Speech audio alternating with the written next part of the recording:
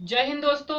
एक बार फिर से स्टडी पुराण के यूट्यूब चैनल में आपका स्वागत है। आज हम बात करने वाले हैं दोस्तों मध्य प्रदेश के अपोहा तंत्र में हम बात करेंगे। आज जो है केन नदी के बाद आ जाएगा छिप्रा नदी के बाद दोस्तों हम पार्वती नदी, तीन नदियों की चर्चा करने वाले हैं दोस्तों। तो देख लेते हैं दोस्तों, हमने जो पिछली क्लास में हमने दोस्तों चंबल नदी की बात की, चंबल के बाद सोन की नदी की बात की थी और सोन नदी के बाद दोस्तों टोंस नदी की बात की थी। आज का जो हमारा टॉपिक रहेगा केन नदी, छिप्रा नदी और पार्वती नदी। दोस्तों हम इसके पहले हम डिस्कस कर चुके हैं कि अगर किसी भी नदी को पढ़ना है तो उसकी पांच मुख्य विशेषता पता होना चाहिए। और पांच मुख्य विशेषताओं में सबसे पहले किसी भी नदी का उपनाम पता होना चाहिए। उपनाम के बाद में दोस्तों इसका उद्गम पता होना चाहिए। उद्गम के बाद अवशान पता होना चाहिए। अवशान के बाद इसका अपोहा क्षेत्र पता होना चाहिए दोस्तों। और अपोहा क्षेत्र के बाद आ जाएगा सहायक नदियां पता होना चाहिए। तो दोस्तों इसमें से हम अब बात करते हैं, अलग अलग बिंदुओं पर चर्चा करते हुए चलेंगे। तो इसमें याद सबसे पहला जो हमारा आ जाएगा, सबसे पहला जो पॉइंट रहेगा दोस्तों, हमारा पहला पॉइंट फर्स्ट नंबर आ जाएगा केन नदी। ये केन नदी हो जाएगा दोस्तों। केन नदी के बाद हम पढ़ने वाले हैं, केन नदी के बाद छिप्रा नदी की बात करेंगे और छिप्रा नदी के बाद हम बात करेंगे पार्वती नदी। तो दोस्तों इन जो तीनों नदियों को हम मानचित्र पर दर्शा देते हैं कि कहाँ कहाँ किस प्रकार से निकलती है, मानचित्र में बता देते हैं। तो दोस्तों ये हमारा मध्य प्रदेश का जो है मानचित्र हो जाएगा, ये इस प्रकार से मध्य प्रदेश हो जाएगा। अब यहाँ पे हम बात कर लेते हैं कि केन नदी, अगर केन नदी की अगर चर्चा की जाए दोस्तों तो केन नदी में आ जाएगा मध्य प्रदेश हो गया। मध्य प्रदेश में जो केन नदी है कटनी से निकलती है, कटनी विंध्याचल श्रेणी आ जाएगी दोस्तों।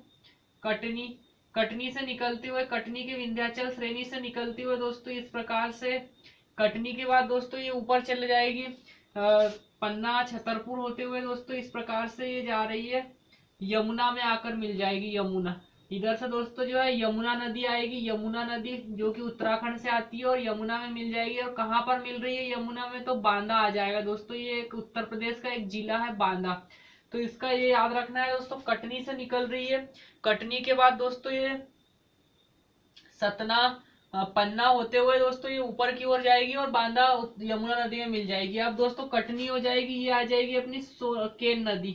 केन नदी के बाद हमको केन नदी के बाद हमको जो दूसरी नदी पढ़ना है दोस्तों वो छिप्रा नदी पढ़ेंगे। तो छिप्रा नदी जो है इंदौर इंदौर से निकलती है दोस्तों। इंदौर के कहाँ से, काकरी बरडी पहाड़ी से निकलेगी।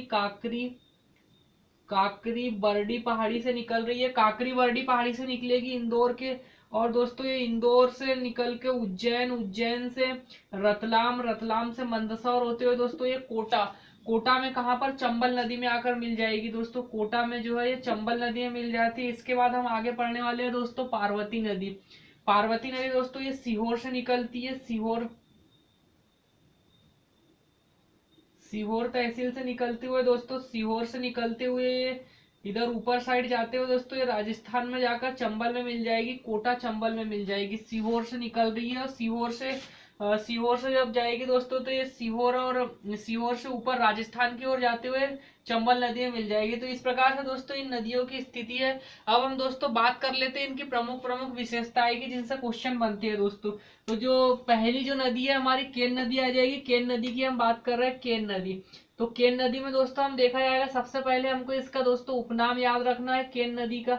उपनाम के बाद हम याद रखेंगे इसका उद्गम याद रखेंगे दोस्तों, उद्गम कहाँ से हुआ है। उद्गम के बाद इसका अवशान याद रखेंगे, अवशान मतलब समाप्ति कहाँ पर हो रही है। अवसान के बाद दोस्तों याद रखना है इसका अपोहा क्षेत्र याद रखेंगे, अपवाह क्षेत्र। अपवाह क्षेत्र के बाद दोस्तों आगे जो याद रखना है आपको, अपवाह क्षेत्र के बाद अगला जो याद रखना है सहायक नदी याद रखना है, सहायक नदी। सहायक नदी के बाद दोस्तों जो अगला पॉइंट आ जाएगा अन्य तथ्य, अगर कुछ है तो वो लिखेंगे अन्य तथ्य। ये हो जाएगा दोस्तों अन्य तथ्य। तो सबसे पहले उपनाम लिख देते हैं दोस्तों। केन नदी का जो उपनाम है, केन नदी का उपनाम इसको कर्णवती भी कहा जाता है, कर्णवती। एक नाम याद रखना है कर्णवती। कर्णवती के बाद दोस्तों आ जाएगा कर्णवती। कर्णवती के बाद दोस्तों दीर्णावती, दीर्णावती। और दीर्णावती के बाद दोस्तों एक नाम और सुक्तिमती भी कहा जाता है, सुक्तिमती। तो इस प्रकार से दोस्तों इसके उपनाम हो जाएंगे कर्णवती, दीर्णावती और सुक्तिमती। अब हम आगे देखेंगे तो इसके उद्गम की बात की जाए तो केन नदी का उद्गम, उद्गम देखा जाए दोस्तों पहाड़ी लिखना है आपको, विंध्याचल पहाड़ी लिख सकते हैं, विंध्याचल पहाड़ी। विंध्याचल पहाड़ी आ जाएगा। विंध्याचल पहाड़ी के बाद दोस्तों आपको याद रखना है, जिला याद रखना है, तो कटनी याद रखेंगे। कटनी जिले से निकलती है और कौन सा राज्य है, तो मध्य प्रदेश से। अब उसके बाद इसका अवसान कहाँ पर हो रहा है, तो सबसे पहले याद रखना है नदी, तो कौन सी नदी में हो रहा है दोस्तों, यमुना नदी में इसका अवसान हो रहा है। यमुना नदी के बाद जो आगे रहेगा दोस्तों, जिला की अगर बात की जाए तो बांदा जिला आ जाएगा, और राज्य अगर पूछा जाए तो उत्तर प्रदेश आ जाएगा, ये हो जाएगा इस प्रकार से। अब इसका अपवाह क्षेत्र देख लेते हैं दोस्तों, तो अपवाह क्षेत्र में आपको दो राज्य याद रखना है, मध्य प्रदेश और उत्तर प्रदेश याद रखेंगे, दो राज्य याद रखना है। अब उसके बाद सहायक नदी में दोस्तों याद रखना है, इसकी एक सहायक नदी उर्मिल याद रखना है दोस्तों, ये उर्मिल नदी भी बहुत ही इंपॉर्टेंट नदी है।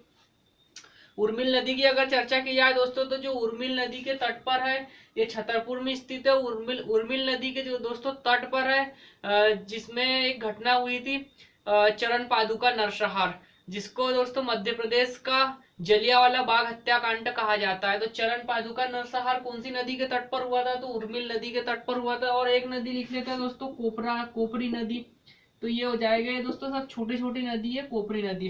अब अन्य तथ्य में दोस्तों अगर बात की जाए, तो अन्य तथ्य में याद रखना है, इस पर लंबाई दोस्तों इसकी याद नहीं रखना है। बांध की भी अगर बात की जाए तो इस पर कोई बड़ी परियोजना और मुख्य परियोजना नहीं है। उसके बाद जलप्रपात अगर देखा जाए दोस्तों, तो यहाँ जलप्रपात याद रखना है आपको, जलप्रपात।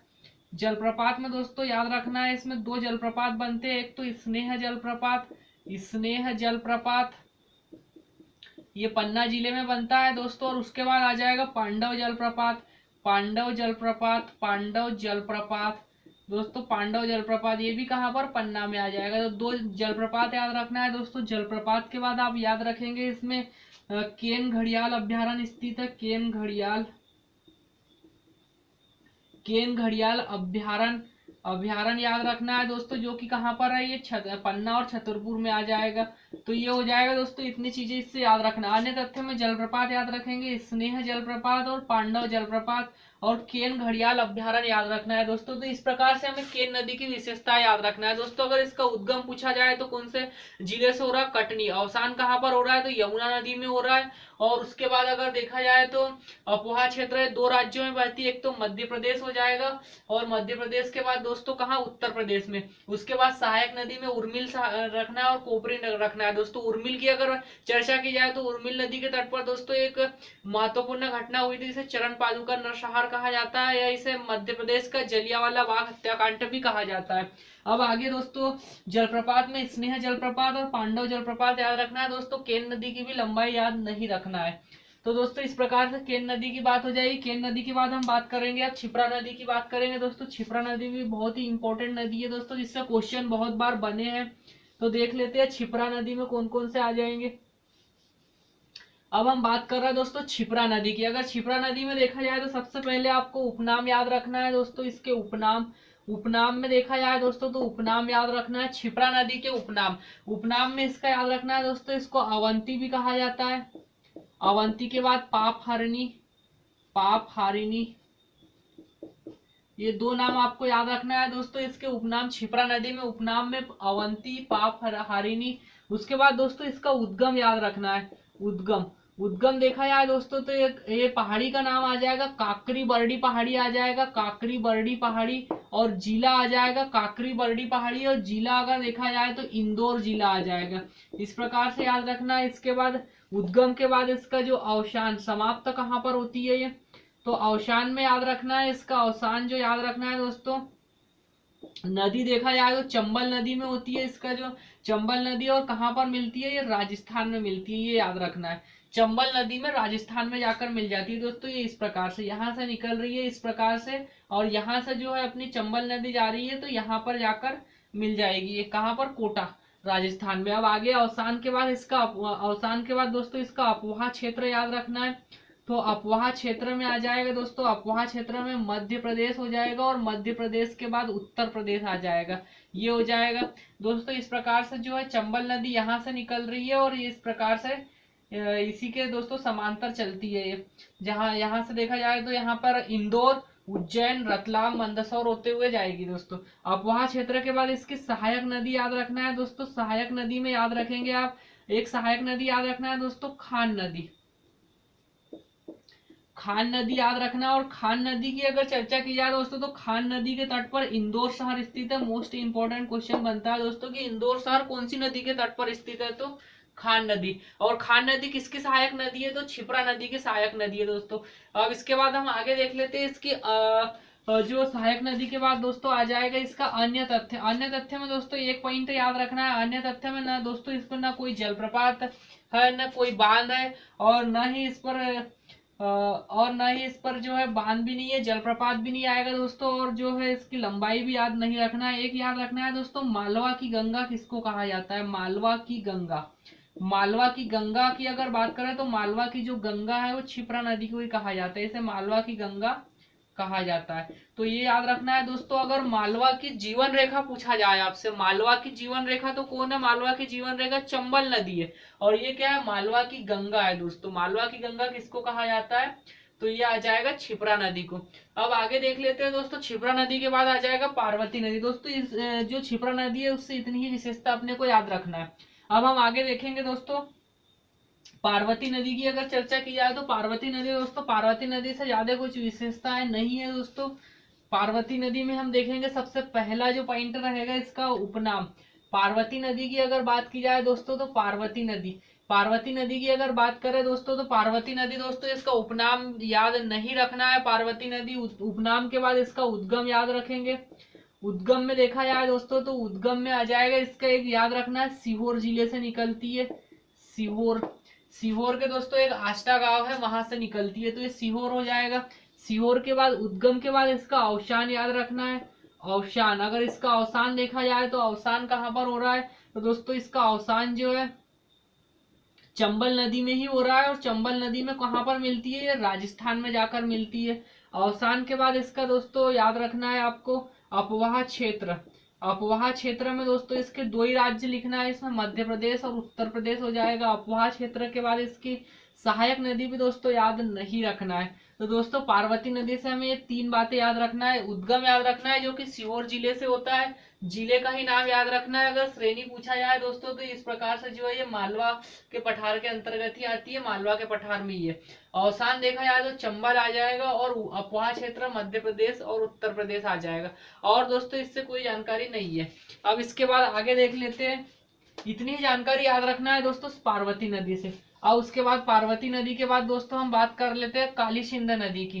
तो काली सिंध नदी की अगर चर्चा की जाए तो काली सिंध नदी दोस्तों, ये काली सिंध नदी देखा जाए दोस्तों तो जो ये काली सिंध नदी है देवास के बागली गांव से दोस्तों इस प्रकार से देवास से होते हुए इधर शाजापुर से होते हुए दोस्तों इस प्रकार से राजगढ़, शाजापुर से होते इस प्रकार से ये कहाँ पर चंबल नदी में ही आकर मिल जाती है दोस्तों। तो ये याद रखना है, चंबल नदी में ही मिल जा रहे दोस्तों। इससे भी कुछ ज्यादा विशेषता नहीं है। इसका भी उपनाम याद नहीं रखना है। उपनाम के बाद इसका उद्गम स्थल देखेंगे हम, तो इसका उद्गम कहाँ से हुआ है, तो उद्गम याद रखना है इसका